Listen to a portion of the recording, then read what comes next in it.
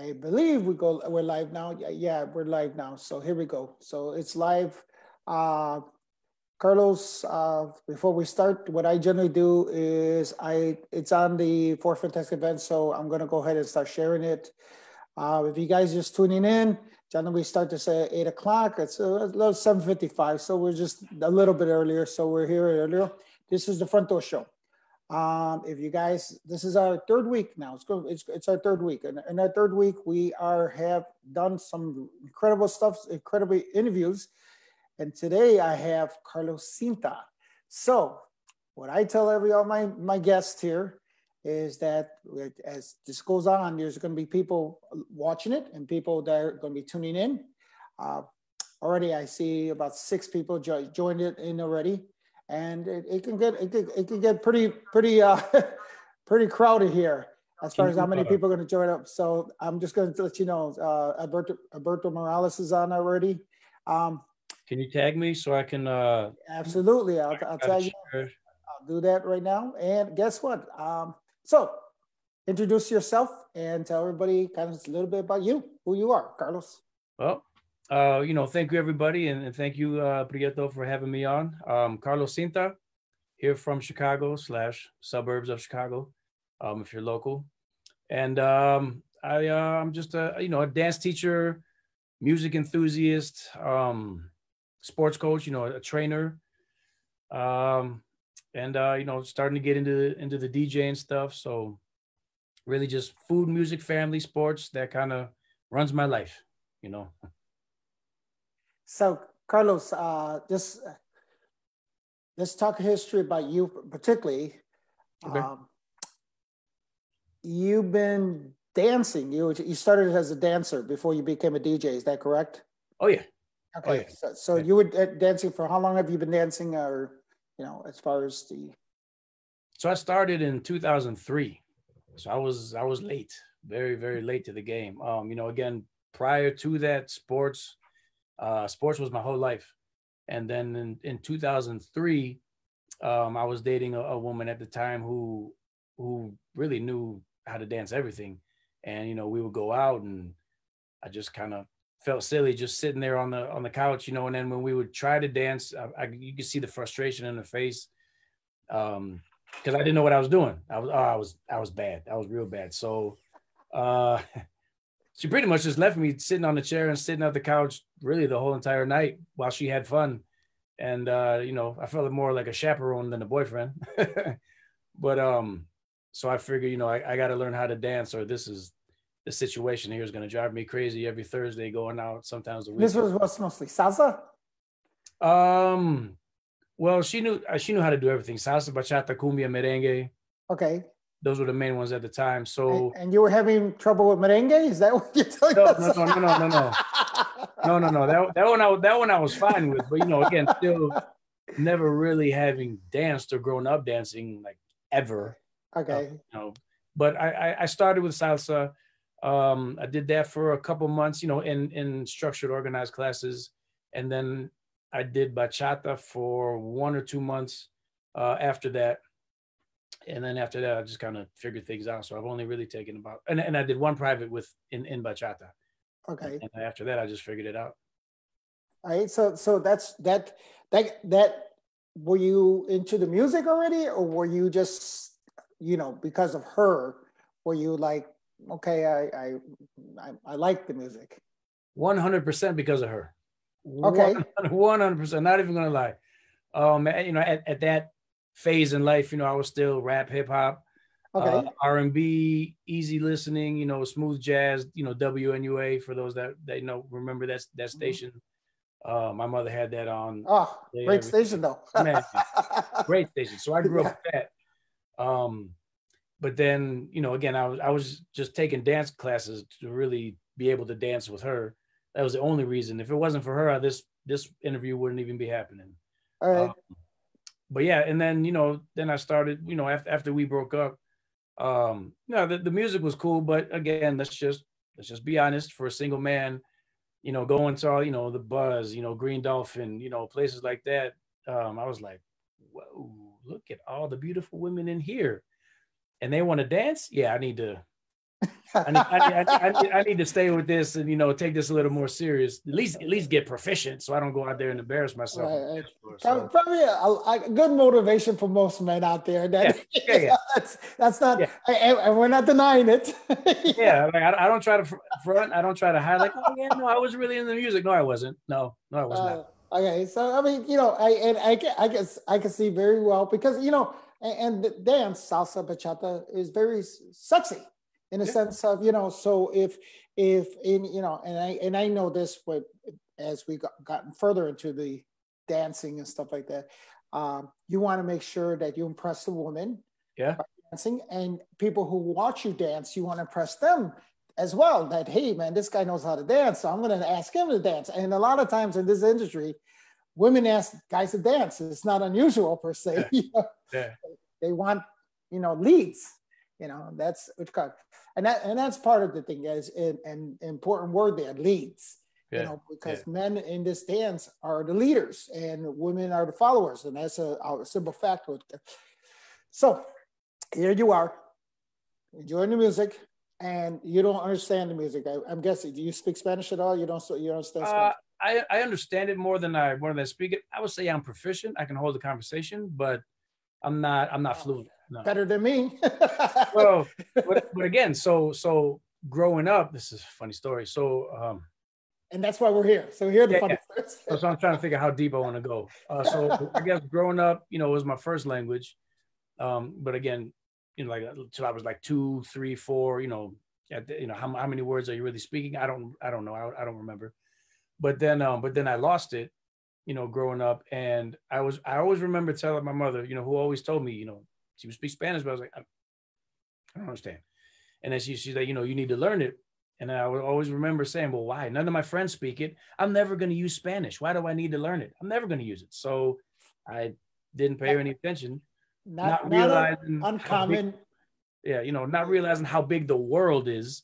You know, how many people in the world speak Spanish. I was just my little block, my little 12 friends. They don't speak Spanish. So why would I ever need to speak it? So, you know, now I'm like kicking myself in the butt.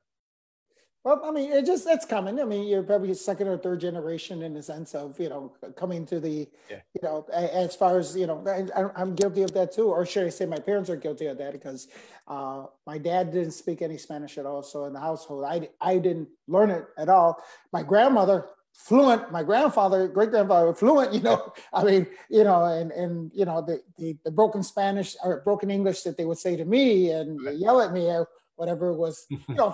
So it was growing up, I didn't care about it per se. Probably now, so because we're into the music, we probably understand a little bit more hearing it because we've heard common words per se, and so it kind of, it's not uncomfortable in the sense of like, oh, suavemente, I know what that means, or you know. So then where did the part come into where you became music enthusiasm? You know, the where did it come and what kind of music? Like, was it first salsa? Was it first bachata? Was it first? You know, well, in terms of the Latin music, I remember it was 2000 when I actually first heard Latin music, period. Like I never heard Latin music before. In 2000, I went to a college party, and there were, you know, a bunch of Venezuelans, Mexicans, Puerto Ricans there. So there was a lot of merengue, and I was just watching people dance, and I was like, wow, like this looks fun. So that's when, you know, that was when the first seed was planted. 2001 in college. Now I'm hanging around all the Puerto Ricans from the baseball team. So now reggaeton, you know, again, more merengue, more, you know, what people would classify as Puerto Rican salsa or salsa romantica. You know, that's when that came in. And so when I would go out, and this is still true even to this day, right? I like music more than I like dancing. So a lot of times I literally will go, I would find a seat right next to the big subwoofers and listen to really loud music and just watch people have a good time. Like I don't need to dance. I'm fine with just listening to music. And so then it just became, I just liked it. I just enjoyed it, you know. And then you know, and then after that, taking classes, you know, dating a Puerto Rican woman whose dad was a musician, and then just now like it's constant, you know, salsa romantica, and man, I love that stuff. It just brings back good, good memories, and so now I just love it. So it was salsa first, and then Aventura in, gosh, 2002, 2003, and then it became Monchi, and then I started to stick more, and then Toby Love. So I started to stick more with the bachata than the salsa. Right, right. So I mean, so when do you transition to DJ or teacher? What is it first? What Teacher was first. it? Teacher, Oh, yeah. so you were, so that would be you love the music, and then when did you decide to like, okay, well, I love this so much, I'm going to start teaching it. I mean, where there was. Yeah. this, I never wanted to teach ever. Like this was never my plan ever. My teaching comes from my sports background because I coach American football, and okay, just doing a lot of agility training and speed training with different athletes. So being able to convey information to people, I guess I get it all from my coaching. So I remember the girl, the Puerto Rican woman that I dated in 2004. I noticed everybody was in the salsa, right? Bachata was still the bastard child, the ugly duckling of the the dance scene. So, and I was never gonna be as good as everybody else in salsa. So I was like, let's try this bachata stuff, And then she was like, all right, cool, let's do it. So if she's watching this, she's gonna remember this. But like we would practice, and I would just create all types of turn patterns and do all types of like, how does this feel? Does this hurt? Is this too rough? Is it too abrupt? And we would do that for hours. I would have if I look for them, I'll be able to find them somewhere. But I remember I have notebooks from 15 years ago, just with turn patterns. I turn, and then I put her in the hammerlock, and then she does this, and then we do this couple basics. so Like I you were wrote taking notes. down. You were Oh yeah, taking notes. oh yeah. You were looking at, you were doing it mathematically as well. Yeah. So, Yeah. so that's interesting. Yeah. Yeah. I wasn't, I like to nerd out like that. Like I like to know all the details, the ins and outs, do this, don't do that. This hurts her arm. Okay. Scratch that Well, off. We won't do I, that. I'm not, don't think I'm making fun of you, because I did the exact same thing when it came to DJing Latin music. Right. And when we had the mixtapes and CDs, excuse me, when I made the mixtape and CD, the CDs, I would go and write down the numbers of what I'm starting, writing the numbers when I'm finishing, writing the numbers where I'm going to do the break and so forth. Yep. And, and writing on a book and stuff like that. So I'm not making fun of you. I think this is exactly how we go through the process and stuff like that too. And honestly, probably that's even better, because you can see things and say, wait a minute, and you probably went to sleep and you were thinking of the things you wrote, and you would like got up and went to that book again. All the time. And I got another funny story. So when I was first learning salsa, okay, so I played American football, I played running back, so a lot of concussions. So my memory is bad.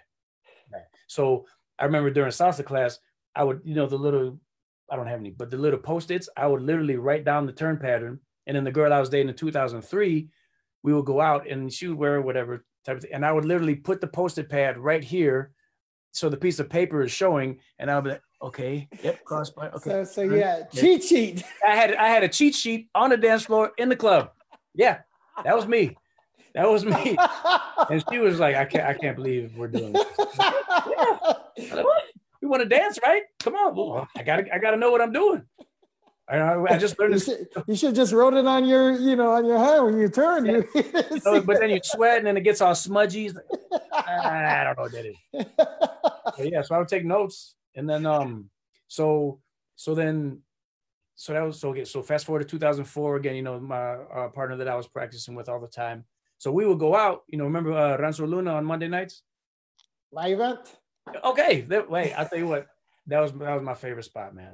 Yeah. Who was my? Because I had different teachers. Who was my teacher at that point? Teacher, should have been Millie. Okay, Millie, because I had Nadia as well. Nadia Cortez. She was my teacher as well. And Nadia was started, and Millie.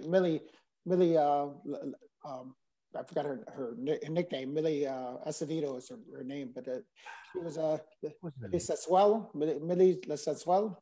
I don't remember. Yeah, so then she started teaching somewhere else on a Monday, and I know that. But yeah, Millie was, and she was a big influence in a lot of people on a Monday, and it was packed for a Monday. And you know the best part? Y'all had food, and if Oh you yeah, got food, I'm there. Yeah, we yeah, had right after work, five man. o'clock, late, literally. Like if anybody went to Rancho Luna, that was the spot. I mean, man, it And, was. and then when it closed, I was like, no, Oh. why? No, you don't have to get into that, but so yeah, so that was my spot. We went every Monday. We would do all the things that we would practice, and then I remember I met a couple friends of mine, and then some a buddy that went to high school with me, and then the two were like, hey, show me how you did that. So hold on, wait, because at the time, not very many people were doing all the extravagant, basically, if you want to call them salsa turn patterns. Because but bachata was in his intimate stage, kind of when that was going on, and right. I remember that because, and this is a true story about what you're saying about that Rancho Luna. I'm having one of my DJs play for me. I won't mention whose name it was, but he says to me when I asked him to play bachata, he goes, "I'm not going to play that." he was so against it. I remember it was like, and I was like, but then all of a sudden, I think that changed a lot of people's mind when they seen the turn patterns with the bachata, whereas the original bachata, and let's be honest, with a Dominican bachata, it was a very close and just stay close. And it wasn't a lot of turn patterns per se. You still did not. And then there was the mixture of the salsa turns, like there was a lot of the turn patterns that changed that, and it changed the look of bachata altogether. Right. You want to know what's funny? So having gone to DR, a few times, and you know how like us over here, we'll say that they're doing salsa patterns to bachata. Over there, they say, oh, they're doing merengue patterns to bachata. So it's really interesting when I heard them say that. I was like, huh, that's interesting. Well, I can see that. I can see that because in merengue, you do the turns like you do salsa. So right. That's the translation because they are Dominican. So I get that. Yeah, it was interesting. But yeah, so anyway, so we would dance, we would do our stuff. I had some friends ask me, hey, show me how you did that. How'd you do that? And I just invited them to my house. So it was actually two guy friends. And so I would just show them here, in my grandma's basement. I would just teach them because I had my notebook, right? So I had all my notes, everything that I did, and I would show them. And then they told me, hey, we got a common friend. She's teaching it was here in Bensonville. She's teaching at a local Mexican restaurant on Friday nights. You should teach her. I was like, teach? No, I'm not a teacher. I'm like, no. I'm not, like I just dance for fun. And like, yeah, she teaches salsa. I'm like, no, I'm not teaching salsa. Bachata's my thing. But then they were saying, she wants to get in, she wants to do half and half, 50% bachata, 50 salsa. I was like, well, I'll talk to her. I could help with the bachata, but salsa, no. So we talked, she told me the plan, and I was like, all right, cool, I'm on board. So I enjoyed it because, now you're meeting all walks of life. And I just started to really enjoy, meeting new people that just appreciate dancing and were hungry to learn more. So I was like, cool. So I just kept making up stuff and then showing it to them on Friday. It was cool. So you're making your own turn patterns and you're making your own moves and stuff like that. And eventually it picked up in the sense of, just like, oh yeah, and then I'm sure it just was like, okay, how'd you do that? And it just a domino effect, basically. That's exactly what happened. So when do you become a DJ? That doesn't happen till way later. I moved to San Diego in 2006. Okay, all right. I didn't realize that you went to San Diego. I didn't. Yeah, I got tired of the weather here, man. The weather here. Well, the weather hasn't changed. That I know, but I got tired of it. It's like I'm out. I can't do this. Again, I was going. I want to do sports. I want to do coaching. Okay. And the training that I do here in the Midwest, you need an indoor facility if you want to do it all year round. Correct. San Diego, you just need to go outside. Correct. And so there's beach, there's just everything, all nature is right there to do all your training. So I'm there. And then, I get discovered on YouTube in 2007 by Juan Ruiz out in Sydney, Australia. I go to Sydney in 2009 to teach at a bachata festival over there. So basically, throughout the bachata festivals, as it goes later on in time, the only reason why I started DJing, honestly, I just was not a fan of everybody else's music, just being honest. And again, not that I didn't know anything about DJing, but there was just, and this is actually true to this day, there's just so much music that is out there that just is not being played. Like I remember, again, being in San Diego, you would hear like Mark Anthony's entire album, and in 2009, this was, I'm like, are there any other salsa artists? Like anybody? Well, I'm out in San Diego a lot. I don't know if you know that. And there isn't a big salsa scene out there or a big bachata scene out there. And we're talking 2009. Okay, this was. Right. Was it you creating the aspect of bachata salsa out there in San Diego? Was it you kind of? Yeah. Oh yeah. Now, so here's the thing. It was there. This is like only a certain few people that were there in 2006 will remember this. But bachata was there, but again, not too many people were doing, all the stuff that I was doing. And I remember telling my buddy Victor, I told him, I said, listen, man, I'm gonna make bachata. I'm gonna do something special out here. He said, bro, you're crazy. Nobody dances bachata. And again, at that time, you had to beg the DJ to put a bachata song, and they'd give you one or two at the end of the night. Like literally, these are go home songs. Like, I'm gonna put a bachata and everybody's gonna leave. Right. So that's how they got people out of the club. But I was like, no, like I'm gonna stick with this. This is my baby. I love it. He thought I was crazy.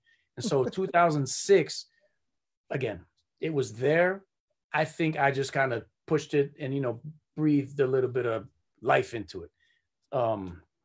So yeah, 2006, 2007. And then now bachata in San Diego it's crazy. It's huge. Well, I know my friend David Musio was out there. He was in the Marines and stuff like that. So yeah, I remember him out there. So every time I see him out here, hey, what's up, man? Yeah. So David, because I remember when he moved out when he went to the Marines and stuff, he was out there, and we used to see the pictures of all the parties and the women were like, oh my God, this is a great scene and stuff like that. And I know David's a phenomenal salsa dancer. Even from here when he used to go to the buzz and stuff like that. I remember he was always, he was one of the top dancers, and we all know David, shouts out to David as well because of what he's doing with the veterans and stuff like that. I don't know if he's partnered in some of my events and some of the events that happen in Chicago with the Marine veterans or just the veterans alone and stuff like that. I had the veterans event that I did last year as well. So he was part of it. Cool. So, nice. But out in San Diego, ironically, I guess the place that is popular is on Sunday there. Queen Bee's place. Queen Bee, yeah. Yeah, Queen Bee's place. so but they didn't have a bachata room at the time. Okay. At all. Again, this is back in the day. I started teaching there. And my business partner, shout out to Chris, he was more like, I call him the brain, right? Like I was the body, he was the brain. He knew about all the marketing stuff. I was the dancer. I was the face. So, but we actually liked Queen Bee, and he was like, yo, let's invest in the dance floor in the back. So that whole back bachata room. Okay. It was more, again, more his idea, but it was because of us that they have that back bachata room. Yeah. Now, what I remember Queen Bee, there's 3 rooms per se. They created a room like upstairs. There's like a stairway, and there's another room upstairs. I don't know. Maybe that was a storeroom. They turned it into sort of then the back room was the bachata room. Yeah. And then you have the garage door opening, and then there's the outdoor patio per se and stuff like that. I remember that. Right. And not take away from your story, but the funny thing about what's her name that owns Queen Bee? What's her name? Alma. Alma. Yeah. I went there to San Diego, and I had heard that. I don't know if you know Michael Hans. He does the boat parties out there in San Diego. He does so he's done. We did a couple here in Chicago. I think twice or 3 times and stuff like that. But he does it mostly in San Diego and Los Angeles. Okay. So my guy says he basically says, "Oh, you got to go to Queen Bee. That's where it's at." Blah, blah. So I walk into Queen Bee and I see Alma, And I'm talking to Alma, and Alma comes up to me and she goes, "Why do you look familiar? Why do I know you?" Well, here's the funny thing. Alma will tell you, I don't know if she's going to be online and stuff like this. True story. I knew Alma from back in the days when I was in South Beach. Really? Talking about 1992. Really? She owned another business, and you know, the whole story and stuff like that. So I don't know if you know her backstory, but it's just crazy because she's like, "I know you," and I knew her when she was a manager at a different type of club, or not what she does now. Right. And then she told me her story, and then I told her my story, and we're like, "Oh my God, we knew each other, but we hadn't seen each other in almost, like, I want to say 18, 19 years." Small world. That's my point. So hence when I walk into Alma, she invites me to the Sundays. So the scene has changed a little bit since you've been there in San Diego and stuff like that. I guess every scene changes and stuff like that. Right. So here you are making bachata big in San Diego. And then you said you got discovered by the bachata congresses, I guess. That's what you're teaching at these congresses. Is that correct? You're doing, and it's bachata you're teaching, right? So you're at the forefront of the bachata scene, but you're doing, in technical terms, we hadn't even have a congress here in Chicago. So you're doing bachata congresses before we even have our congress. Am I correct about this? As far, I mean, I've never taught at the one here locally, so I believe, what is the 19 or 15 years? I don't know. No. The Salsa Congress is 19 years. The Bachata Festival, the CSBF, is only 6 years. That's what I taught at a few of them. So yeah. No, I've been doing congresses way. 2007 was my first one in San Diego. So there wasn't touch events yet. That's what I'm trying to. That's what I'm trying to. No. There wasn't touch events, so that, you know, and from what I gather from Rudy, talking to Rudy, the guy in charge and stuff like that, the touch events became because of the dance schools, or so much of the groups touch events kind of grew in different cities and stuff like that. Right. But so you're telling us that you did bachata congresses before technically congresses are. I even with the Chicago Salsa Congress, I don't think there was a bachata room until 2012, if I'm not mistaken. I think that's when the first one. You might want to check with Dallas on that one, but I think that was the first time the bachata room was utilized. I could be wrong. If somebody wants to, you know. Yeah, I don't know. I have no idea. I think it was I mean, because, you know, it's a demand, and I think that's where it got created and stuff like that. So obviously we've seen the growth of bachata, and so hence it wasn't a consumer room until 4 years ago, you know, at the Congress and stuff like that. Right. So that's what I'm saying. So I kind of find that amazing that you were doing the congresses before there was actually bachata congresses, you know. Yeah. So way before. Again, 2009 is when I first started going, you know, international, and you know, again, I was just weirded out by that, because I was like, what? You have bachata congresses in Australia?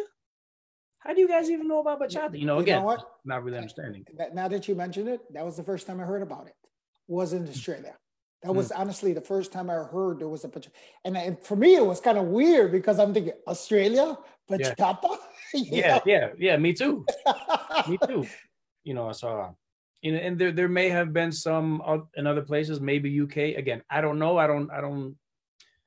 I wasn't there. So again, I don't know who had the first, you know, and that's not, they can argue over that. Right. So I just know that they're everywhere. Right. Because that was, and since you mentioned it, I remember that was, I want to say, and Marco, I think Marco and I talked about this. Marco Ramos from Milwaukee, the one who's a partner at the festival here.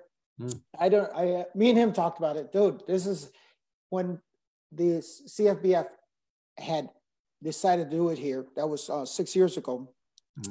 I think it was 2 years prior to that. I was inquiring about doing a bachata Congress here. That's because of the Salsa Congress. You know, I talked to Rosita, I talked to everybody and stuff like that. And that was my talking points with Rosita is, man, we should do a bachata Congress here because there's a Congress in Australia. I remember that. And that was where, you know, and I heard it was huge. I mean, it was huge. Huge. And Huge. and that's what and you know, and I did all the inquiring with all the, you know, I remember we went to McCormick Place and talking to everybody, and it was just too much. I couldn't do it. Yeah. With everything else I was doing, between all the events, you know, 5 nights a week and stuff like that, I was like, I'm not ready to do this. This is too much on my plate for this. This is not going. I can't do it. I dropped it. So when I found out that they did it here, the bachata, you know, this touch events, and like I said, Rudy and we talked about it, and I says, how did you decide to do this? And it made sense why they did it and stuff like that. And it made sense why they're doing it in, you know, Orlando and here in Chicago, and, you know, and because there was that following with touch events. That's really the fact. So I'm glad they did it. You were ahead of the game, basically. I think other people were ahead of the game and they just invited me. Like I didn't have anything to do with being invited. But I mean, I'm just saying, for the realm of being from Chicago, San Francisco, you were ahead of the game as far as the United States was concerned and stuff like that. So that's cool. That's interesting. So we're talking 2010 now, right? We're in 2010-ish. For Australia? Right. This is 2009. Okay. 2009. So you teaching, and then you didn't. So is it because of? And I can understand if this is where you decide to DJ, because honestly, they're kind of the same thing. I did the same thing when it came to Latin music and stuff like that. I was invited to, or should I say, the reason why I came up with Los Cuatro Fantastico DJs, because I used to get invited to DJ, and as a guest DJ, one DJ, and it was cool. They would hire me. I play for an hour, and then they had their other DJs play, and it just kind of didn't make sense to me why I became a promoter. This is the story. Because I just didn't like what I see other promoters, how they were doing it. The music or the transition from one music to the next, to the next, to the next, to the next. It didn't make sense, because I will see, I pack up the floor, everybody's cool. Then another DJ in there, it killed the floor and stuff like that. And then, you know, and it just didn't, and they were stuck on like times. Oh, from 10 to 11, it's you, 11 to 12. Instead of like, no, change up to what's happening at that moment. Because what happens at 11 o'clock this one night is not going to be the same thing that happens at 11 o'clock this other night. It's not set in time. So I can understand where you're coming from, saying that you didn't like hearing what other DJs were playing. And that's why you decided to, okay, maybe I can play better. Well, no, you know, so I would say it's not that partly that I didn't necessarily like what they were playing. I would say is more so I didn't like what they were not playing. Okay. So again, they would only Royce, Romeo, Royce, Romeo, Toby Love, Romeo, Royce, Romeo, Extreme, Romeo, Dominic Parte, Romeo, and I was just like there's 7 million artists in the world. Well, and then you know, again, now it's within the Congress. So here's the thing, right? I think there is a Latin crowd and then there's a Congress crowd, right? Very true. And untrained street dancers. Again, not to say either one is right or wrong, better or worse. They are just two complete different worlds. Different. And they listen to different music, but they have the same name. And this is where I think the disconnect is. I think, I'll be honest with you, I honestly think I was only ever allowed to DJ because of my name as a dance teacher. So, you know, I was pretty popular, you know, whatever. But so I think, you know, and I'm well respected within the industry. So I think that's why, you know, when I asked some promoters, I think the first time they let me do it was in New Zealand. Don't quote me. I don't know the year. And then the second time was in Croatia. And again, look, I went through a lot of growing pains because again, DJing, it's an art. It really is an art, and it's more. And I had to learn the hard way that it's more than just having good music, good songs. Like you have to know how to play it, how to transition, when to play it, when to, you know, whatever, get everybody's heart rate up, when to bring it back down. You know what's hot, what's not, you know, etc. And I didn't know that. I just thought, look, my music is better than their music. Let me go on. But I was a terrible DJ. And again, I'm not saying I'm whatever. I'm not saying I'm good now. But I went through a lot of growing pains. Just learning, just learning on the fly. But that you don't really want to learn on the fly when you have a festival. Like that's not the place to learn.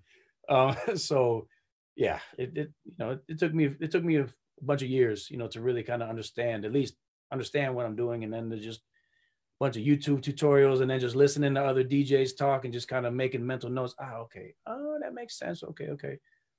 But yeah, like I said, it's just, and then, again, especially now with the English remixes is the hot thing now. I feel within the Congress world, like that's just what you get, and it's whatever.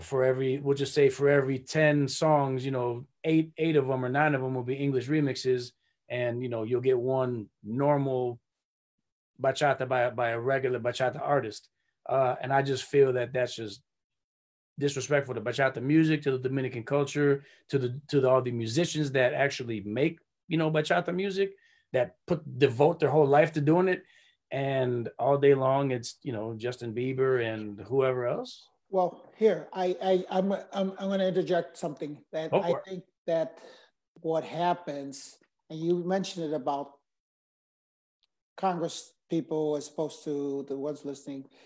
The Congress people don't really get to see artists as much. They kind of have what you call it. And like when you see Antonio Santos playing live, and you see the Dominican bachata singers doing it live, that in itself is like, oh my God, type of thing. Yeah. And I think that changes people's perspective as far as music wise. Yeah. I brought him in concert at the Martini Club. What's his name? God, why am I a bachata artist? Martini. Oof. That was 16, 17, 18 around there. No. I just brought him 2 years ago over there at the Martini Club. I brought him 2 years ago, and they brought him back again and stuff like that. Dominic, not Dominic. God, he teaches actually to the in Dominican Republic. He's actually really teaches the kids craft out there in the mountains. Soriano. Yes. Yeah. So he and people who have never. I remember the club owner.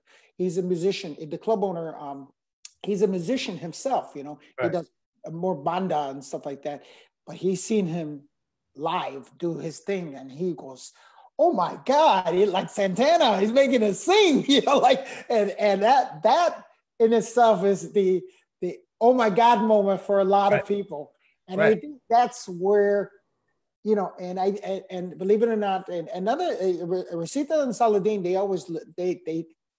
listen to me. We literally have our sit down meetings about things, and I tell him all the time, and when I got awarded the Keeper of the Flame Award 2 years ago, or last year, for the salsa, I said, listen, I am so much a fan, and I push it, live music, because that changes your whole perspective of, you may like the music, and it's great. You may like Aventura and Romeo Santos, and Toby Love, and those are singers. But when you have a musician actually doing it, and nothing against singers per se, you got a guy who is singing and playing, and he's doing, like all, Prince is like a perfect example of that. You're just like,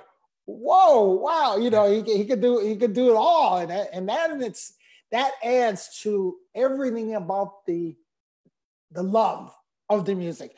Yeah. You can love the remixes, the English remixes, and not to say trust me, there's some pretty good English remixes out there, man. I agree 100%. There's even songs that sound better in bachata than they sound in English. Also agree, There's a really good. I go, man, they should have did that in bachata first. That would have been the hit. And then, but again, it goes back to this, and I think that's what happens when you're school taught. You don't learn, and I'll put it out there and say exactly. I've been pushing a musicality class over at the congresses for the longest time because you know, because because exactly because I think people don't understand. Just it isn't 1, 2, 3, 5, 6, 7 for everything. You know, that's okay. Go ahead. Go ahead. Say it. I'm not. So, I mean, you're aware who created that system? Well, are you aware who created that system? No. Me. Okay. Me in 2010. That's I did the collaboration with Soriano, but it was my thinking. So I work with Soriano and I work with EASO Records. Ben is the yes the label manager of that. Yeah. But so, and again, it was a perfect marriage. He has the musicians and all the technology. I have, okay, this is how we can explain it. So it was my system on how to explain instrument by instrument, rhythm section by rhythmic section. And now my third musicality class is how to actually interpret the music and how to dance to the music. Now, again, let me be clear. I did not invent bachata. I did not invent the instruments. It was already there. However, the system of explaining it to dancers that aren't musicians, that's 100%, and that's not negotiable. Like, I created that because going on tour with them with Soriano and just seeing all of this stuff and just watching, the unplugged rehearsals in the hotel room, getting there, however many hours early before and just watching them again, because remember, going back to, I'm a fanatic of music. I'm like a kid in a candy store, like, look at this. Oh my gosh, how do they do this? And so with speaking with Ben, again, 2010, there's a CD, Bachata Breakdown, where we go instrument by instrument, because again, there's so many different layers and there's so much richness to the music. Like you said, I tell people appreciation comes with understanding. And once you understand what the music is doing, once you see live music, you will appreciate it more potentially. Yep. Right. Yep. Like there's certain sport. I mean, again, going back to sports, there's a lot of sports I just don't understand. So I'm watching hockey. Like, it's cold and there's guys with sticks. I want nothing to do with this. But if you explain me just a little bit of the rules, now I'll be able to watch a game. Oh, that's icing. Oh, that's offsides. Well, that's a 5-minute major. I'll know a little bit. So so it became a passion of mine to really explain the instruments and train people's ears. Because again, at some point, it has to be more than just turn patterns, than just choreography, than just steps, shines, footwork, whatever you want to call it. It has to be more than that, because the music should make you do, like, whatever you're doing. Let the music determine what you do. Let the music take over your body. And I give the analogy, you ever dance to a song that you hate? Longest 4 minutes of your life, you're just waiting for the song to be over. Dance to a song you love, your body starts doing all these things you didn't even know you could do, but it's the music consuming everything about your body. But you won't be able to really connect to that unless you can really hear everything in the back, everything in the front, the transitions, just everything. So we did that, again, 2010, we made the CD. 2012, we came out with the DVD. But yeah, all of that, anything in the bachata system, in the bachata community, that has to deal with, when anybody says, hey, teach me the instruments, teach me the rhythmic sections, that all started with in between my two ears. Actually, the first time I did it was 2009 in Australia, and that happened on accident. If you want to hear the story, I got a story for that. Hear the story?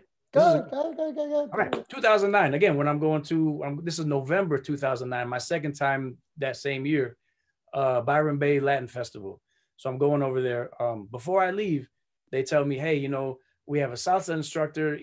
His visa didn't get accepted. He's going to teach a salsa musicality. Can you teach a musicality class? I was like, ooh, again, me and salsa, I don't know it.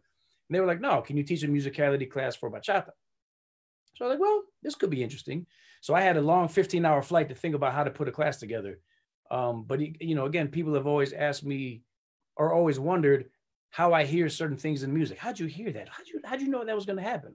Oh, I don't know. I just listen to it and I pick up patterns.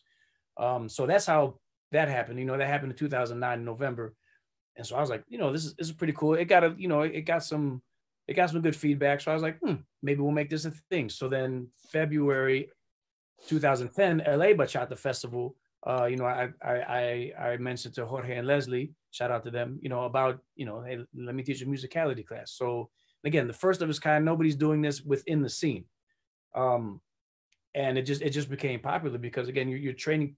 This information is being presented in a complete different way. Wait a minute, somebody's actually giving me one instrument at a time, breaking down all the different layers of the music. And then by that time, once people hear that, now you start to subconsciously analyze the music. Boom, a song is playing in the party. Ooh, I can hear that. Ooh, I can hear that. Ooh, did you hear that? People start getting excited. So again, so basically, long story short, or short story long, is I'm passionate about teaching musicality, and that's what I'm known for within all the congresses. I go to teach, musicality. Well, that's even when I talk to Angel Arod, one of the guys here, I've had that discussion with him all the time because he's a music director and stuff like that, and he started in the jazz and stuff like that, and coming from the music background, that's one of the things I when I told Rosita Saladina, he says, it's great that you got all these kids wanted to dance, and I think that needs to be pushed more in the congresses, and not just our every Congress. That's because it's and let's be honest with you, if it isn't for the music, there wouldn't be a Congress. If it wasn't for the musicians, there wouldn't be music per se and stuff like that. So I think that's part of the disconnect that I think that happens where you said from the very beginning. You got the Congress people and you got the people who like music, and there's a big difference. There's something missing between that. Well, so you know what I think is missing? My opinion. I think balance is what's missing. Mm-hmm. The balance of the music, because again, I believe that there can be a world where both scenes can actually be under the same roof and enjoy music together. Now, again, they both dance differently and they both listen to different music, right? But at least, again, me personally, I'll go somewhere for good music, right? I'm not looking to go dance all night long. But however, if I hear music that I like, or at least frequently, I'm there. I'll go there. So I think that, again, what ended up happening, and I understand it's a business. So again, I'm not knocking it. You got to pay bills. These festivals are ridiculously expensive. Totally get it. But again, but what happens is you're only catering to a certain crowd of a certain demographic of people. And so you'll hear, I don't know, let's say if the parties are 6 hours, you'll hear English remixes. It'll be at least 4 hours of it, 5 hours of it, and so the people that just like the bachata music by bachata artists, they'll maybe go one time, but like they're not going to go back because they don't hear music that they're familiar with. Right. So if we could just, again, it doesn't need to be a 50-50 balance, but just close the gap. You can't have 90-10 or 95-5. You're going to miss out on a lot of people. Well, in saying that, and I'm going to get a little away from bachata because I'm going to say this because the European congresses are different from the United States Congress. Because of the musicality, one of the things, and I'm not trying to push, trust me, I'm not trying to push any type of music, but I've heard that more so when it comes to Cuban music, that a lot of times people are, and I have people come up to me when I play Cuban music, people go, you know what? And these are people that like the music, but they tell me the same thing. I hear something different in Cuban music than I hear with salsa romantica. Right. And there's some there's some instruments, they say, dude, I can hear that better. I appreciate that, but there's music to that. And what I found is that, especially when it comes to congresses out in like Spain or Italy or the European, that the Cuban, it's huge. Hence, maybe that's why La Maxima 79 and all the Barango and stuff like that, they're out there, and people, and it's, I think they have a closer gap out there. Yeah. Because there's an understanding musicality wise, as well as where is here in the States, we tend to be a little bit more or less, together and stuff like that. So No, I agree 100%. I've always said that, again, this isn't to knock anything. I just think that overseas dancers take dancing and learning more serious. That's just my opinion. That's been my experience. In generally, like the fundamentals, the foundation, the basics are more sound overseas because there's a lot of like the classes are full. The 9 a.m. class, all like they're full. But what you have is a lot of one person taking 10 workshops in a day. Again, I'm just making up random numbers, but you have people taking a bunch of different dances, like they're getting their money's worth rather than I'm just gonna go see a couple teachers, take a nap, and then just show up at the parties. Like these people are learning a lot of different things. And again, I'm not saying that nobody here in the States does that. I'm just saying my experience, the fundamentals overseas, even in Australia and everywhere, the fundamentals are more sound. But yeah, the Cuban, the casino, the timba music is huge overseas, and that's where I first got exposed to it. And I'm talking like just the main room dance floor will be one big, huge casino, the Rueda, and I'm just like, I mean, I still had the video. This was in Croatia. They had to make 2 circles, and I was like, what is this? Because it was the first time I was really exposed to that. Oh gosh, 2012, maybe 2012. Yeah. It's huge over there. So I just think they have a bigger appreciation for that type of music. Again, unless you're in like Florida or somewhere where there's a big. Well, we also have the embargo that prevented a lot of that from here. So we're behind 5 years. Let's put it that way. We're behind 5 years.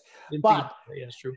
So I mean, my recommendation, and not to be a pro about Cuban music, but anybody listening, if you never really listen to Cuban music, listen to it because there's a lot of good stuff. In fact, one of my house DJs said on the what's it called? He on the interview, he was listening to me do my Cuban mix, and here's a house DJ. That he's not into Latin music at all. He's a house DJ, but he goes, man, I was like, wow, there's something there that I and he's hearing the music.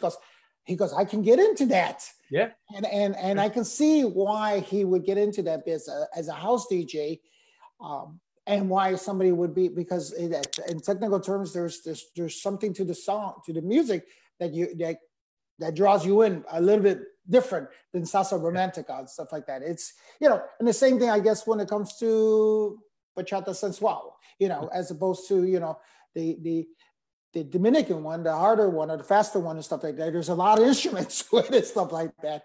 So I can see where, if somebody who, like you said, is learning, and I see it. I see people who, I on the dance floor and they're concerned about how many turns they can turn that person, instead of dancing quality as opposed to quantity. That's the biggest, I think that's the biggest issue that I think we all kind of have, because then, and this is a true story. I had somebody dancing on the floor with another partner and he's counting and he's counting, and the song is, I'm like, is he doing a routine to this song? Yes. Yeah. Yes, probably. How deep do I want to go in on that? But hey, look, man, we're here. This is an interview, right? So, yes. I really think it's the way that students are being taught. They're being trained like robots, right? They're being taught choreography. The majority of the partner work classes are choreography. Okay, everybody ready? On 1, 2, 3, we're gonna do this. 5, 6, 7, the lady turns. 1, 2, 3, guy, blah blah blah. And so what that's doing is that's forcing students to remember. How do I know? Because I was that guy. Remember me writing on that piece of paper, putting it in there. Okay, I got a crossbody. And then I got to do this. But then once I'm done with that choreography, what do? I have no idea. What should I do next? I don't know, because I've never been taught how to express myself. I've never been taught how to express myself listening to the music and let the music take over. I just know moves. I know choreography. So, again, that's my opinion on that. It's how people are being taught. Well, I mean, then, all right, correct me if I'm wrong. If you're taught that way, I think you're going to leave the scene quicker that way. It's possible. Well, because what happens is that, okay, let's talk sports, right? I like, here we go. No, no, no. Okay, no, but Here we go. I'm going to teach you how to hit a home run. All right. Okay, but I don't teach you anything else but Right. to hit a home run. So you get tagged out, and you get, I mean, if you don't know how to, be defensive as well as offensive and stuff like that, I'm sure it's going to frustrate you. And that's not how a coach teaches a Right. baseball player to Right. play, or a football player to, I'm going to just throw the long drives, that's it, and stuff like that. Those, I think, and then at the same time, part of coaching is teaching you the correct way and being efficient in the game as a player. That's, and I think what happens if it just, again, goes back to the dancing aspect of it. I think what's going to happen is these kids are going to come, and I say kids because obviously we're talking about kids at this point, or I shouldn't even say kids. I should say newbies that come into the scene and stuff. It's cool, and all of a sudden, they put you up in front of a stage and at a salsa congress, and you're dancing and stuff like that. But then what happens in the reality? Well, you got everybody saying, "Oh wow, they were really bad," and it's not nice in the sense, and I'm sorry to say this, but a lot of times there's a lot of cruelty in the sense of this criticism per se. So it could be a little bit discerning, or should I say, people are going to be very nice about, if you're good, you're good. Okay, listen, there's tons of people that are naturally good and stuff like that. But I've seen people come into the scene and then leave to the scene.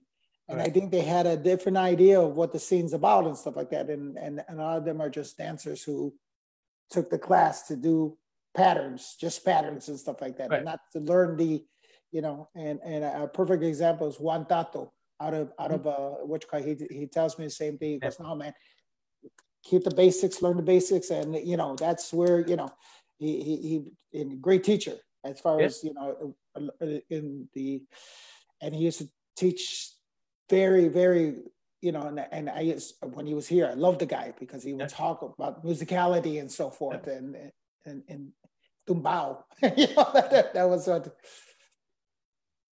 Yeah. But, there's just a lot. Again, like we said, there's a lot more to it than just turn patterns, and I think because people have never been shown how much more is out there, they feel, okay, cool. I've been here, whatever, 2 months, 6 months, a year. I got 40 patterns in my belt. I'm good. But it's like, no, like there's musicality, there's body movement, there's frame and connection. Like there's the basics that if you put, whatever, salsa, bachata, any type of class beginners, there's going to be 5 people in there. If you put advanced salsa, bachata, like it's going to be wall to wall, standing room only. A lot of people, again, everybody enters the dance scene for their own reasons, stress, to get away from people. Some actually because I want to learn how to dance. Some, I'm just looking for chicks or guys, so everybody's in it for their own reason, right? Everybody has a motive for what they're doing it for. But in terms of learning, history, fundamentals, getting really sound foundation, my opinion, within the industry, it's just not popular. Many people just don't care. They're there for a good time, not a long time. So how does, from all that you're doing, how does it translate to you being DJ now? How does that? I mean, you mentioned, but when do you become now DJ Carlos Cinta? Yeah, and again, I'll be honest. I really think I only got an opportunity because of who I was as the dance teacher. Otherwise nobody would have ever given me a shot. But now, again, just we'll just say 10 years. And here's the thing: it's not like 10 solid years, consistent years. It's in 2010 I DJ'd once. In 2011 I DJ'd twice. So does 3 times make you a DJ? No. But I think, I've spent some time, trying to dedicate myself to the craft, practicing at home, picking brains of other people. And again, I'm not saying I'm nowhere near anybody's, top level. But I think people like what I do. Those that like what I do, I think they like what I do because I balance it. Within all the 85 million subgenres of bachata, I try to include all of them, and then I try to, if I'm in an open room, I'll throw in some salsa. I'm going to throw in merengue. Merengue will happen because again, a lot of people say they don't like it, but that you kind of see them. No. No. Like they're closet merengue lovers. But so I'm just trying to put on the map that, hey, man, it's okay. It's cool. Merengue is actually really cool. And merengue is more challenging than people think it is because there's no choreography to it. There's no turn patterns. Like you literally have to create on the spot for 4 minutes with no choreography. That's hard for a lot of people to do. I got off topic. I apologize. No. I think because, again, because I play a variety of things and I go back to the old songs.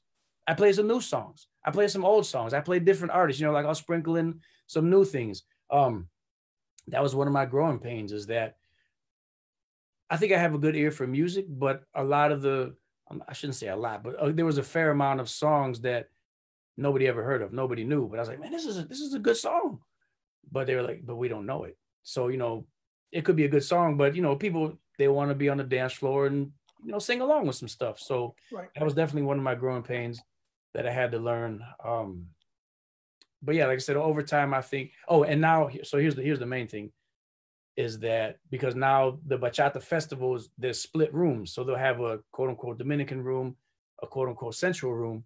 So because I'm known more now for teaching traditional than I am modern, which by the way, like my first 6-7 years of bachata were all modern, until I was in the Dominican club in San Diego. And then,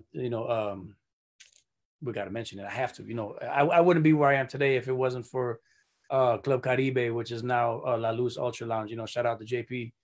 But yeah, so over there, just watching everybody dance, I was like, this is different. Listen to the music, listen to merengue típico for the first time. I'm like, what is this? I'm used to the Elvis Crespo and everything. I'm like, what is this? So listening to the music that Dominicans listen to was just a whole different eye opener. That was 2009. And in 2010, I went to DR for the first time and I was like, yo, what have I been doing all this time? So anyway, so now that I've devoted myself to that for about 10 years.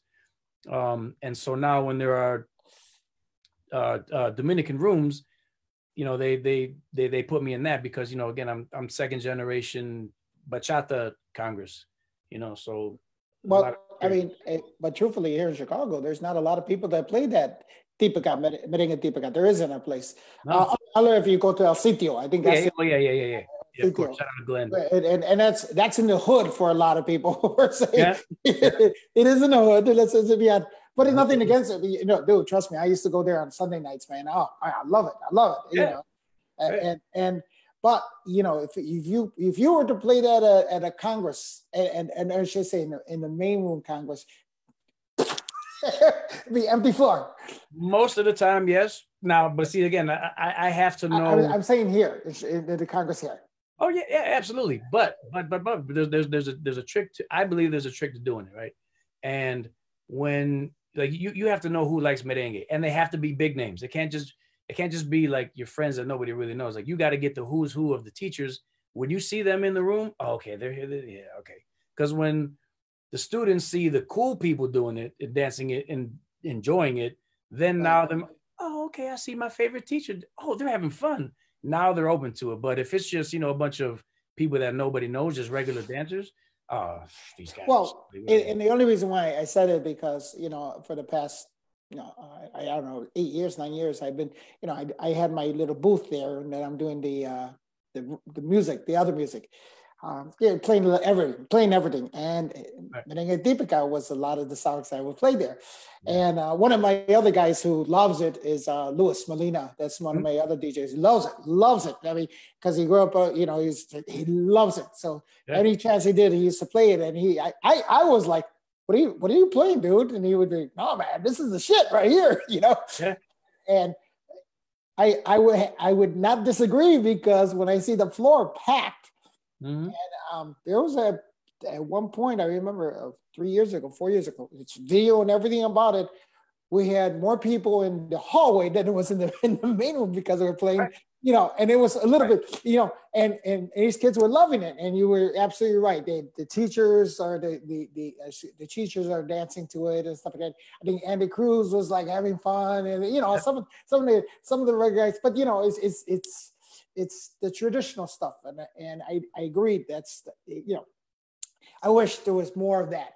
We could Yeah. play at regular club. I Yeah. really do, because I think that in itself, that genre of music is missing.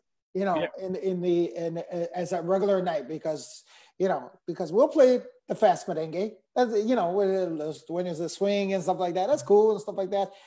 In fact, I did a live stream of that, strictly like which kind, and it was at 12 o'clock, and I had people like, oh my God, so what a way to keep, obviously people are locked down, and it was a Sunday afternoon, and people are loving it, saying, oh, it was a great cleaning music, because that's the kind of the music you would hear on a Sunday.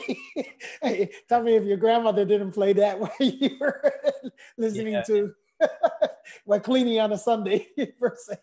It gets you going. It gets you going. Yep. But again, so I believe that the DJs that are willing to take a chance need to be hired, right? Again, there's oh gosh. So we all know, again, everything is a business, everything is industry. And so it's a big click. And only from what I find, again, this is globally now, there's only a certain pack of DJs that are literally at every event. So they're kind of dictating what the people are going to listen to. They're dictating what they're going to like and what they're not going to like, because they don't play certain things like at all.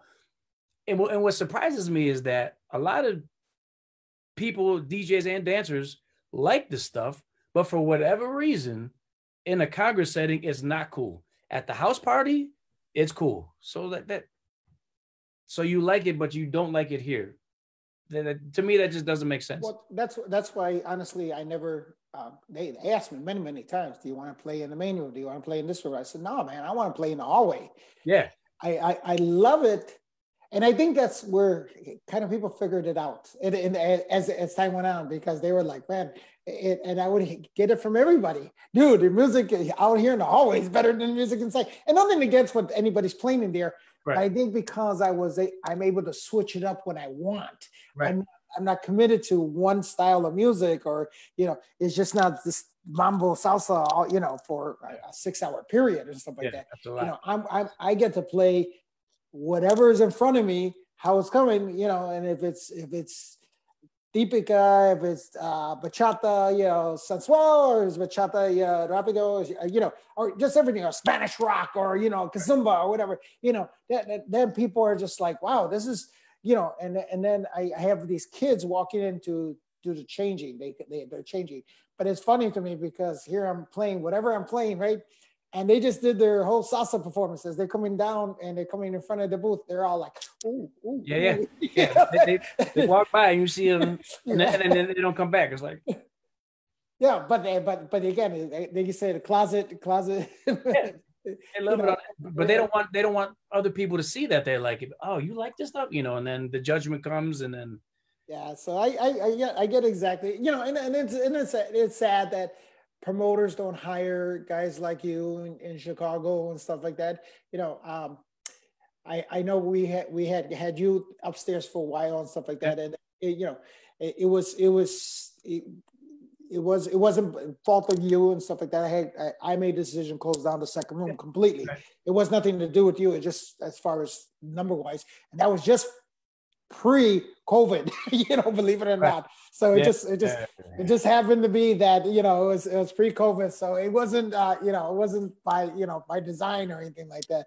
But I know that I've always been kind of the guy that says, I want to go against the grain. Let's do something like that.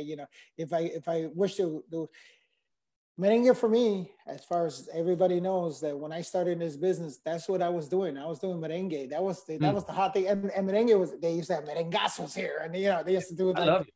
It's my favorite. Yeah. So that's I agree with you 100%. We are past a little bit past the time. I know hour goes by quick. I told you that. Up, man. This is good. This is good. I told you it gets good. And you know what? And honestly, I love doing this with you guys, meaning like you today and all the guys, because I learned so much. And I'm sure that's the cool thing. Everybody that's listening is never knew that you did this in 2009 and you did this. I know right now you must, and I'm gonna say this because of this COVID thing, and because what you do, the classes out there, you must be benefiting pretty well with this because you're in a different realm as far as, you know, like since you can't DJ live, you know, live stream is a little tough, but you can teach. And I've seen some classes on where you can teach and do the Zoom or, you know, and get paid for it and teaching online because a lot of teachers are doing it. Right. So, well, first, I do want to say that there are two people in Chicago that really have believed in me and continue to hire me. So one is Tim Courier. So, you know, he does the Chicago Loves Bachata event every quarter. So he's really he was the first one to really like believe in me and trust in me and let me DJ. And then Heather, Emily, and Samantha over at Chicago Dance North Avenue. They you know, that I rotate every other month doing their socials. So and then you came along and you know, I would say that was my first quote unquote proper club experience here in Chicago with you back in, I want to say January. So again, I'm definitely thankful for all of you guys for, you know, actually, you know, taking a chance and allowing me to play music at your event. So definitely thankful for that.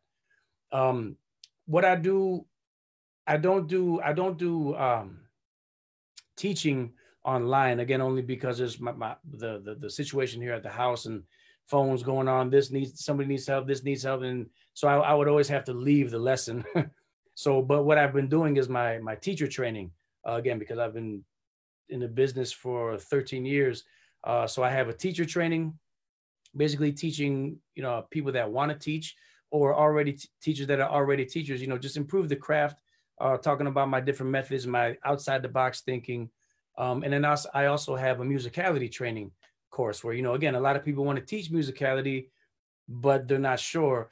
Or when they do teach a musicality class, it's let me play the same, you know, 5 seconds of a song and we're going to hit all the accents and all the hits of the music. And again, that's cool and everything. But then once the song changes, like the choreography that you learn to that doesn't apply anymore. But what I teach is the musicality as a whole, how to listen and understand the structure of bachata music. It's just for bachata. So when you basically any song that comes on will follow a very, very similar structure, every single bachata song. So you'll be able to dance musically to every bachata song that you hear when you pay attention to the music and the rhythms and the instruments instead of paying attention to the numbers and counting your way through the whole song. So that's what I've been focusing on there. You know, teaching what is musicality, what it is, what it does, when it does it, why it does it, and then also now how do we teach it to our students. Do you have a central place that people can go to? Do you have a like online store? Do you have a website or anything like that yes. People can? Yes. So do me a favor, when the universe is over, and then if you can put the link so people, because there's going to be, you know, quite a few people that they can follow through for the interview, and then, you know, because I know what's going to happen once you said it. People are going to say, okay, where? Yeah. You know? Well, let me tell you before I forget. So it's really simple. CC Carlos Cinta. So ccbachata.com, and then you know, up at the top there's a tab that should say training or classes or something. There's only like 5 tabs. Click on one of them, and it'll direct you to the yeah, that's me. Speaking of, that's somebody calling. What's the website? No kidding. ccbachata.com. And then, you know, again, click on one of the tabs at the top. That's my boy Louis. Louis Molina. Okay. I'm in the middle of the show. What are you doing? Come on, Louis. Come on. But yeah, so and you know, and then there you could find the musicality training and also the teacher training. And I'm going to put the teacher training is a 3-part series. I'll be recording part 3 within the next couple of days and putting that up. But part 1 and part 2 are already there. So cool, very cool. Like I said, so any last words to anybody out there as far as, you know, you want to say to the people who are watching and people who are listening and stuff like that? Because I found it very interesting, as I told you. There's a lot of stuff I didn't know that you did, and I wanted to segue to bring out the musicality. Actually worked out. Yeah, that was good. Like, yeah. It was. Trust me, guys. It wasn't planned. We did it. I did not know. So that was cool. Yeah, that's good. Well, no, just again, just thank you for tuning in, and I hope you guys, I hope y'all got something out of it and learned something new. And again, being faithful to Prieto for actually doing this and inviting different artists. I would encourage everybody to listen to as many styles of music as possible. Make your own decisions. I think it's important to really understand it, to be amongst the people of that culture or amongst people that actually love that type of music. Like if you're, again, around a group of friends that hate merengue, you're not going to like merengue, so go with people that like it, and then form your own decisions from there. I tried it, didn't like it, not for me. Hey, cool, no problem. But yeah, and then also learn from as many teachers as possible. There's so much information out there. Yep. So much. I tell that to dude. Oh my God, that's number one. I think that's number one. And also to learn many different styles of dance. Again, you don't have to be amazing at everything. I can do a lot of dances. People think I can only do bachata. No, again, I started with salsa. I can do cha-cha. I can do kizomba. I can do a lot of things. I'm not great at them. I'll give myself a C average, but I think the more types of dances you can do, the more you'll be on the floor, because again, in places that rotate genres of music, you'll be dancing more rather than, because back in the day, again, I only danced bachata, again, when I was going to Rancho Luna. So when salsa came on, I sat out. Well, I tried merengue, of course, but, and then also when you learn more dances, you're able to fuse more types of body movement and, swag or style, flavor in whatever you're dancing. So, and I always say, if you only dance one dance, you're kind of capping your potential. You won't be very good in that dance or you won't be as good as you could potentially be in that dance because there's so many more flavors that you can put into your dancing. So learn from it, learn everything, and listen to everything, and make your own decisions and your own judgments. Don't let anybody else tell you what to like. Cool. All right, guys. So as thank you, Carlos. That was beautiful. This is a great interview.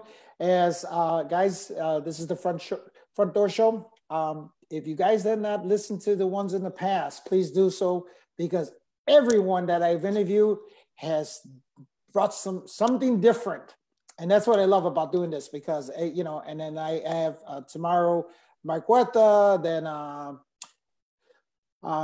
Thursday, I was supposed to have Abel, and I think I told you Abel had just announced that he's COVID positive today, and so we're gonna have DJ Roland Rivera actually gonna take his place on Thursday. So Louis and I have communicated and stuff like that. If you know Louis has been in the scene long time, long time. So I'm gonna be really excited to interview him.